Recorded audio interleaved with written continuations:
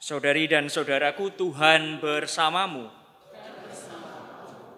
Inilah kabar gembira Tuhan kita Yesus Kristus menurut Lukas. Pada suatu ketika orang berduyun-duyun mengikuti Yesus dalam perjalanannya.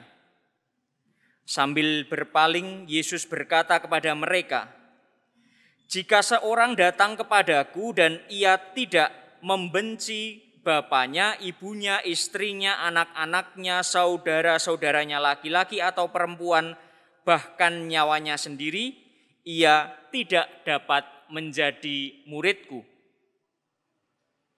Siapa saja yang tidak memanggul salibnya dan mengikuti aku, ia tidak dapat menjadi muridku. Sebab siapakah di antara kamu yang kalau mau membangun sebuah menara tidak duduk dahulu membuat anggaran biayanya? Apakah uangnya cukup untuk menyelesaikan pekerjaan itu? Supaya jika ia sudah meletakkan dasarnya dan tidak dapat menyelesaikannya, jangan-jangan semua orang yang melihatnya akan mengejek dia dan berkata, orang itu mulai membangun tetapi tidak dapat menyelesaikannya. Atau raja manakah yang hendak berperang melawan raja lain tidak duduk mempertimbangkan dahulu apakah dengan 10.000 orang ia sanggup menghadapi musuh yang datang menyerang dengan 20.000 orang?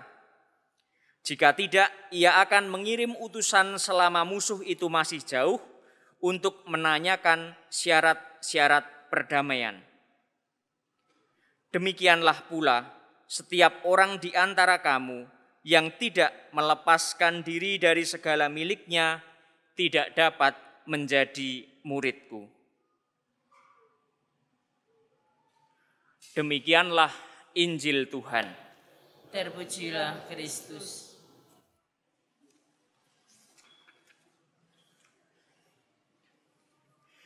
Suster, bruder, ibu, bapak, teman-teman muda dan adik-adik yang terkasih, dalam bacaan pertama kita mendengar kerinduan orang sejak lama, dan itu juga kerinduan kita, yaitu mengenal rencana Allah. Dan melalui Yesus Kristus Tuhan kita tahu bahwa rencana Allah itu ingin semua dari kita selamat dunia akhirat. Tetapi keselamatan itu adalah sesuatu yang berharga. Dan yang berharga itu tidak murahan. Anda beli barang berharga itu harus dengan mencicil, menabung, ya, menyisihkan. Dan harganya itu kalau yang betul-betul berharga itu tidak akan turun, malah justru naik. Tanyalah ibu-ibu yang sering pergi ke toko emas untuk membeli emas gitu ya. Nanti setahun, 2 tahun, 3 tahun dijual, biasanya harganya lebih tinggi. Karena emas apa? Berharga. Harganya tidak turun. Sekali lagi, yang berharga tidak murahan.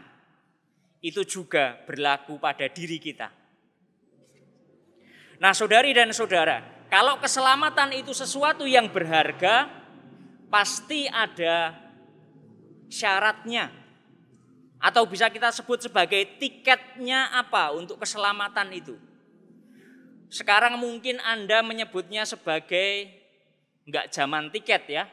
Tiket kertas itu sekarang sudah mulai ditinggalkan. Apa mungkin kode angka tertentu ya. Atau bahkan sekarang mungkin barcode tertentu ya. Apapun namanya, ada barcode-nya, ada tiketnya untuk keselamatan. Dan malam hari ini kita ditunjukkan tiketnya terdiri dari 3 poin.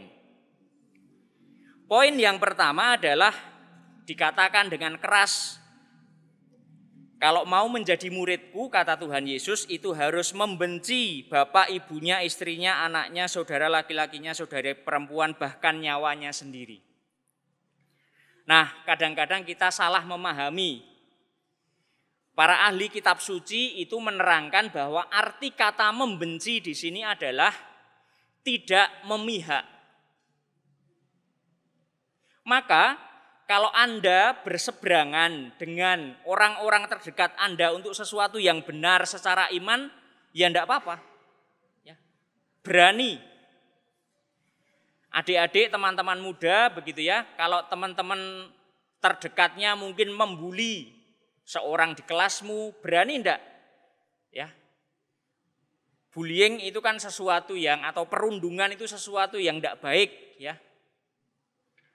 Berani enggak kamu berbeda dengan kebanyakan teman-teman sekelasmu?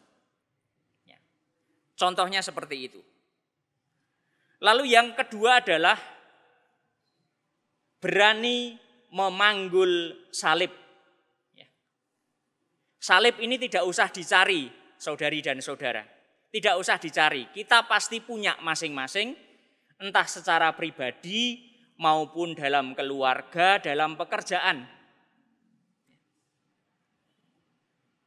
Situasi keluarga, Anda yang menikah secara Katolik janjinya seumur hidup, mungkin ketika pacaran sedikit beda dengan ketika menikah. Ketika dalam tahun-tahun pertama pernikahan mungkin nanti akan berbeda dengan setelah 10 tahun mungkin, setelah 20 tahun mungkin. Ada situasi-situasi yang tidak mudah. Beberapa hari yang lalu saya misa di salah satu lingkungan di paroki ini dan ada seorang ibu yang memberi kesaksian secara tidak langsung. Waktu itu misa peringatan 40 hari suaminya. Ibu itu sakit stroke, tetapi dalam kata-katanya sendiri dia mengatakan, saya bersyukur suami saya sekarang sudah beristirahat, mungkin dia lelah merawat saya. Situasi semacam ini tidak usah dicari, ada. Berani enggak kita memanggul salib itu? Keadaan tidak akan berubah mungkin, entah sampai kapan. Sakit misalnya, pasangan butuh dirawat, diperhatikan secara khusus, sampai kapan? Ya enggak ada yang tahu. Berani atau tidak? Lalu yang ketiga adalah soal kebijaksanaan menghitung. Tadi disebut contohnya oleh Tuhan adalah kalau mau bangun menara hitung dulu uangnya. Kalau mau perang hitung dulu serdadunya, hitung dulu artilerinya. Apakah kita ketika mengikuti Tuhan berani berhitung dengan diri kita sendiri? Saya itu kuatnya di mana, saya lemahnya di mana? Dan kalau saya lemah di satu bidang, saya minta tolong orang lain. Minta tolong pasangan saya, minta tolong keluarga saya, bahkan mungkin minta tolong orang yang profesional. Sudah tahu kelemahannya misalnya ya, zaman sekarang ini dengan HP bisa macam-macam ya, banyak hal bisa ya, kemarin saat yang rame itu 303 ya, judi online ya, sudah tahu kelemahannya di situ masih merasa kuat ya, nggak apa-apa gitu ya, ya cuma berapa puluh ribu, berapa ratus ribu gitu ya, atau apa tuh, saya nonton di podcastnya om yang tidak berambut itu ya, ada judi, slot gitu ya, ada macam-macam lah pokoknya ya. Dan itu katanya promosinya masif ya, besar-besaran gitu ya. Saya seringkali juga dikirimi SMS ya, mau menang langsung sekian kali gitu ya. Padahal dari ahli yang bicara itu judi itu di sebuah sistem yang didesain supaya orang kalah. Sudah tahu kelemahannya di situ kok yang enggak minta tolong gitu ya. Nah, keberanian untuk berhitung dengan diri sendiri, mengenali kelemahan diri, itu contoh poin yang ketiga. Maka saudari dan saudaraku, apa yang bisa kita mohon malam hari ini? Dari poin yang pertama adalah keberanian. keberanian untuk tidak memihak, keberanian untuk berbeda dengan orang-orang terdekat, dengan mayoritas kalau itu benar. Yang kedua adalah ketabahan, memanggul salib. Dan yang ketiga adalah kerendahan hati, berhitung dengan diri kita sendiri, tahu apa kelemahan saya, dengan rendah hati mengkomunikasikan, meminta bantuan orang-orang yang terdekat, meminta bantuan Tuhan sendiri.